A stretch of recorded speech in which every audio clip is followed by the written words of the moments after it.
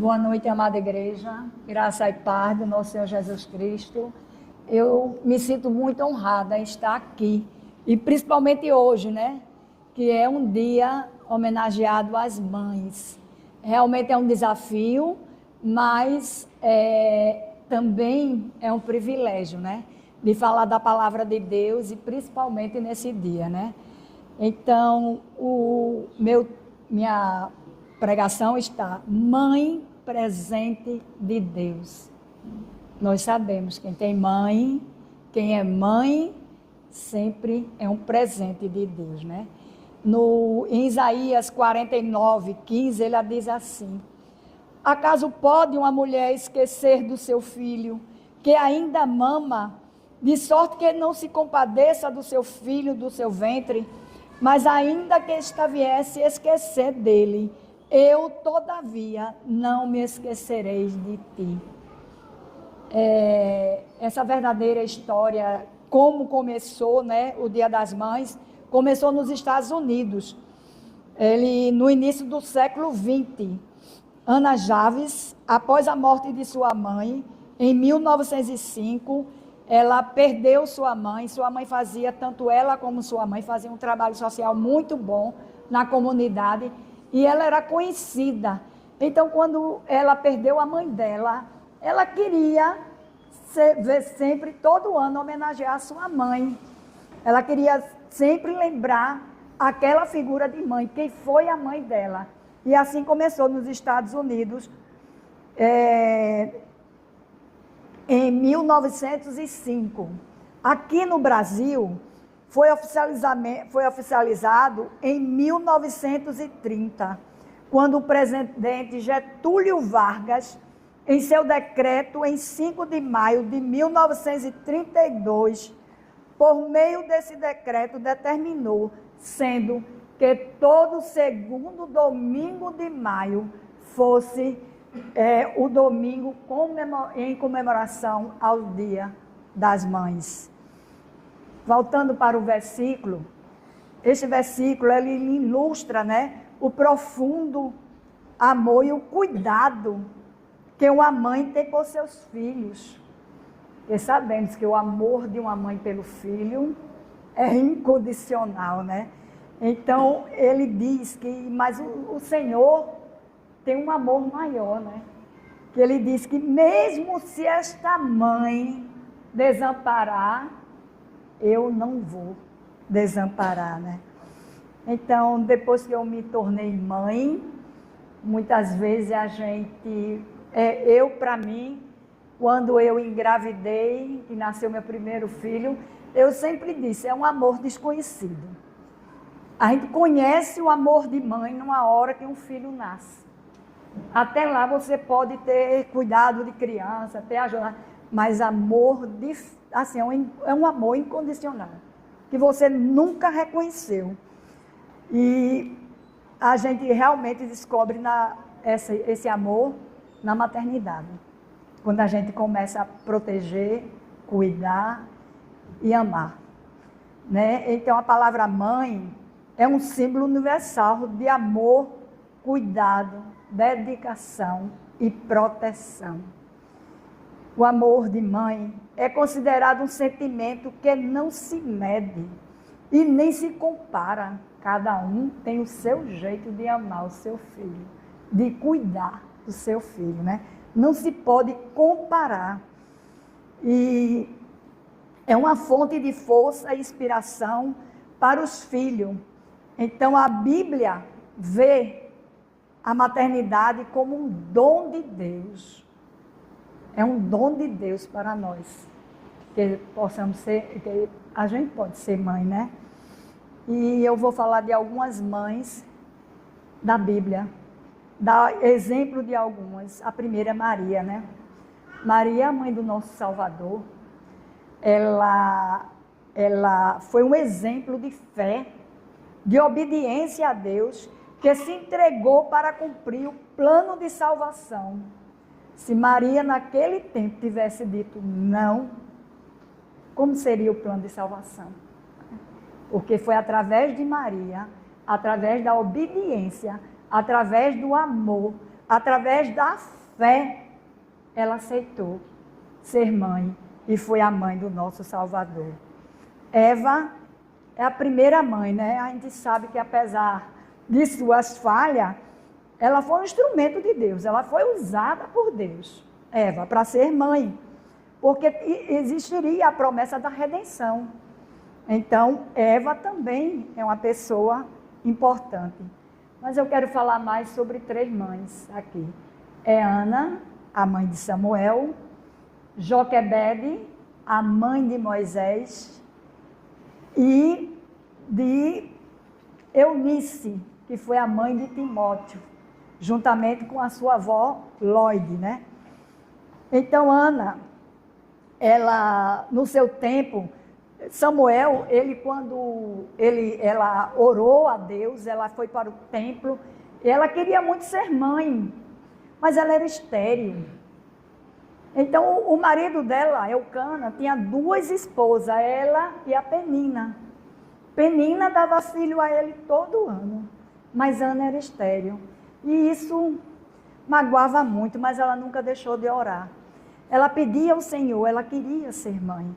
E um certo tempo ela entrou no templo e se derramou perante Deus, né? As lágrimas e tudo, pedindo a Deus que Deus desse um filho a ela. E o sacerdote olhou para ela e disse, né? Estás embriagada? O que é que estás fazendo aqui no templo embriagada? E ela disse, não, meu Senhor, eu estou aqui orando, porque eu quero ser mãe. E ela passou por momentos muito difíceis. Eucana também comparava ela com Penina. Teve esse problema do sacerdote, né? Mas ele foi Samuel, ele era sacerdote, profeta e juiz. Veja o que Samuel fez, né? Mas outro detalhe importante era que quando ela soube que estava grávida, ela dedicou a criança a Deus, né? A gente assim, eu acho, né? Naquele tempo ela orou tanto, pediu tanto a Deus, e quando ela sabe que ao gerar, ela entrega ao Senhor. Mas a Bíblia diz que ela teve outros filhos também, né?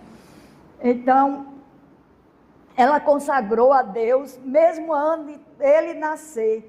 Ela enfrentou todo tipo de perseguição. A rivalidade de Penina, do profeta, né? E também do seu marido. Mas ela foi, assim, mais do que vencedora, né? Ela conseguiu conceber, e a gente sabe a vida de Samuel, né? Que era um homem de Deus, né? E veio para fazer essa diferença. Tudo por uma oração, por um desejo de uma mãe. Joquebede, né?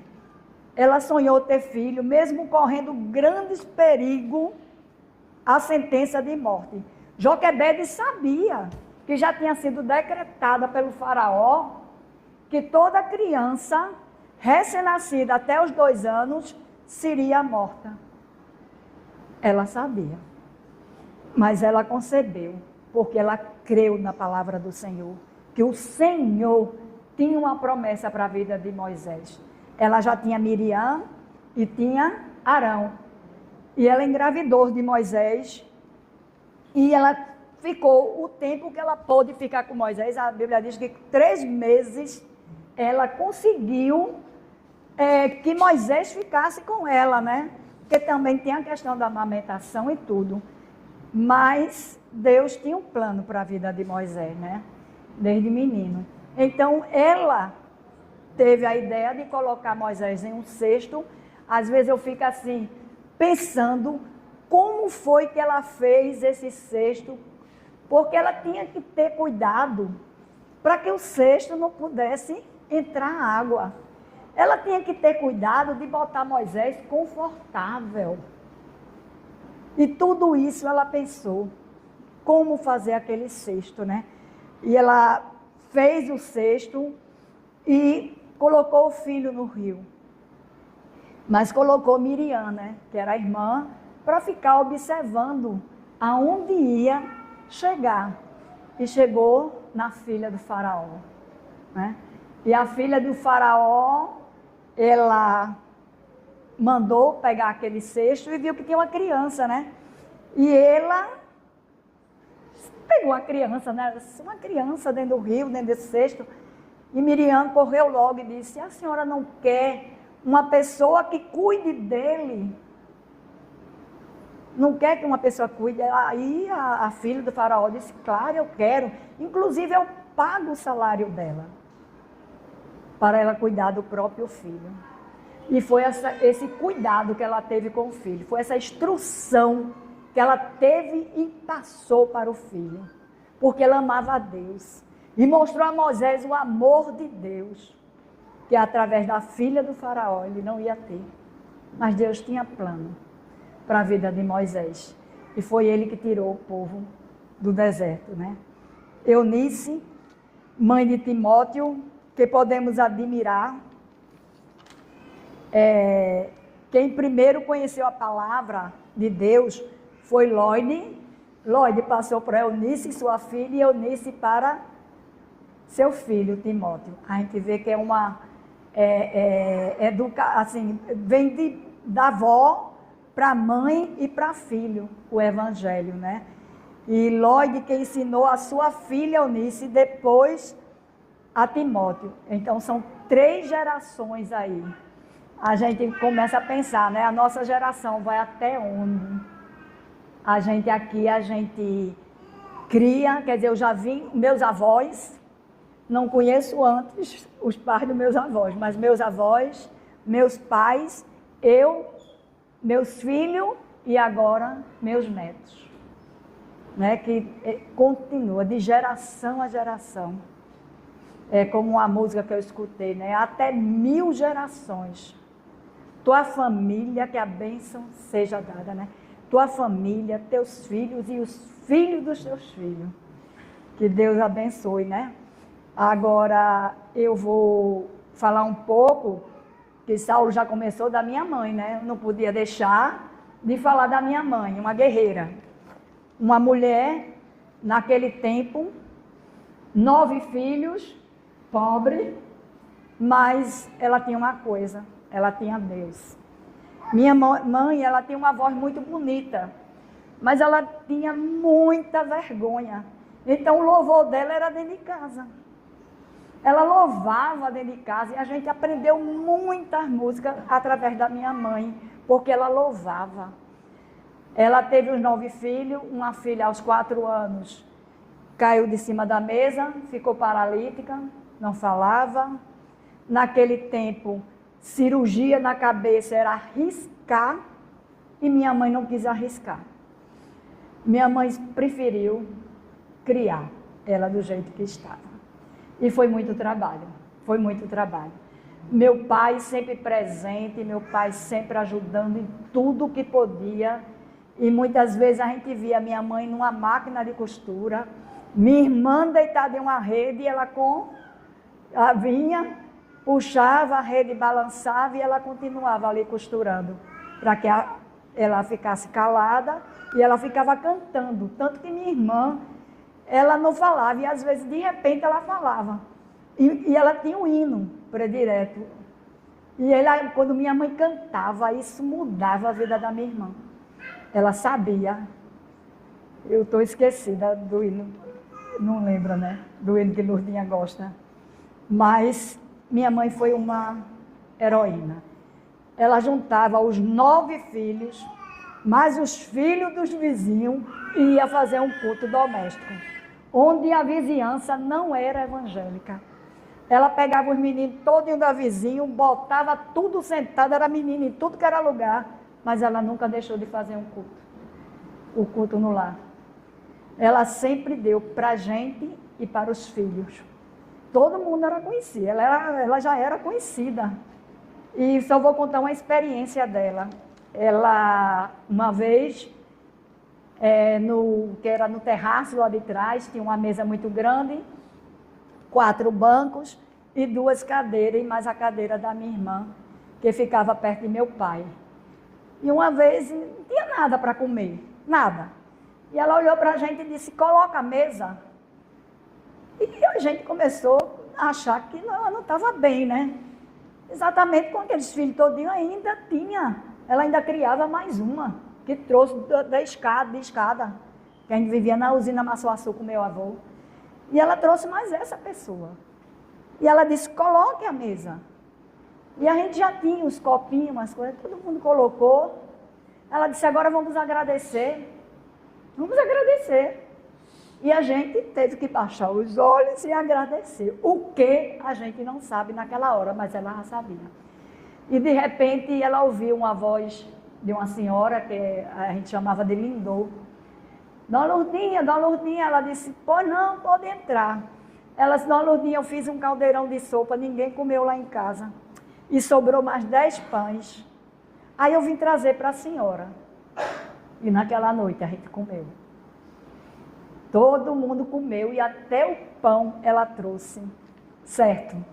Né? Não sei se foi 10, eu acho que foi 11. E eu sei que todo mundo aqui naquela hora comeu. Mas a gente teve um ato de fé através dela. Então, ela deixou para nós, assim, um exemplo muito grande. Às vezes a gente não reconhece quando a gente é jovem, né? Mas quando a gente vai ficando um pouquinho mais velho, a gente começa a reconhecer o valor que é nossa mãe, o que ela fez. Quando a gente começa a enfrentar os problemas também com nossos filhos, a gente vê, ela passou por tudo isso e nos amou incondicionalmente, né? Então, todas essas mães, elas nos ensinam a ter fé, confiança, perseverança, paciência, amor, esperança e proteção. Se você for para a Bíblia e ver as mães, todas tiveram todos esses predicados, né? Todos tiveram esse amor incondicional. E mais uma coisa que eu quero dizer é que nós pais, não só a mãe, mas o pai também, que participa da criação de seu filho e que é uma peça importante também, né? Então, nós somos espelho. O espelho não fala, o espelho não grita, mas o espelho mostra quem você é, né? Você é espelho para os seus filhos. Se você é pai, você é mãe, é espelho para os seus filhos. E para você poder transmitir essa imagem, você precisa de um espelho limpo. Você precisa de um espelho iluminado para você conseguir transmitir. Você precisa ter amor para transmitir o amor. Não é? Eu sei que é difícil, às vezes a gente diz, não é porque eu converso, como Saulo disse, muitas coisas que eu ganhei de Saulo foi conversando. Meu filho às vezes dizia assim, tome o cinturão, dê uma cinturãozada. Eu digo, não.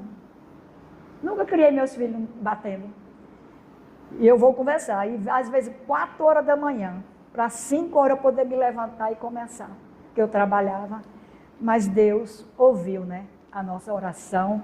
Deus manda anjo e ele escutou. E através de um louvor, né, mas também oração. Porque quantas vezes eu me ajoelhei e disse, Senhor, não é isso que eu quero para o meu filho. Eu nunca criei filho para o mundo. Eu criei filho para ti e para mim. Porque eu também, ele foi criado para mim. Porque eu tinha o direito de amá-lo, de orientar, de proteger. Então o filho, nunca pensei essa história. A gente cria filho para o mundo. Eu nunca criei filho para o mundo. Eu criei filho para Deus, primeiramente, e depois para mim. Mas para o mundo eu nunca dei. Então, quando a gente é espelho, quando a gente se dedica ao Senhor, quando a gente ora, Deus escuta, né? O Senhor concedeu graça para as mães que confiam no cuidado do Senhor. Apesar das dificuldades, a mãe deve exercer a maternidade com amor incondicional, vindo do próprio Deus, que diz assim, aquele que não ama não conhece a Deus, porque Deus é amor. Deus é amor. Então, aquele que não ama não conhece a Deus. Então, os filhos são herança do Senhor para nós. E algo assim, de valor, de muito valor, não é? Então, a mãe é um presente de Deus para a sua família, não é? Eu sei que o pai, como ele mesmo disse, era muito rígido, mas eu, mãe, sabia como controlar tudo, como eu podia fazer, né? Então, sua sabedoria, seu trabalho, sua fé, muda a vida, gente, quando a gente tem tudo isso. Transforma as vidas. Quando eu lembro da minha mãe, que ela era conhecida, o pessoal lá, a maioria católico, mas ela era conhecida como crente, como mulher de fé, como mulher de oração. Isso é que é bom, né? É um exemplo, né? E a gente sabe que a mãe é a coluna no lar. É o modelo de trabalho e dedicação. E a mãe temente a Deus é fonte de honra. Deus honra a mãe que conduz o seu filho até ela. Não adianta você ter filhos doutores, não adianta você ter filho no maior cargo elevado, se ele não conhece a Deus. Você não fez nada. Você deve sim preparar seus filhos, né? Você deve, mas eu digo assim, se ele não conhecer Deus, não adianta ele ter dinheiro, ele ter cargos, ele ser uma pessoa reconhecida. Ele precisa primeiro ser reconhecida por Deus. E que Deus nos abençoe por essa mensagem.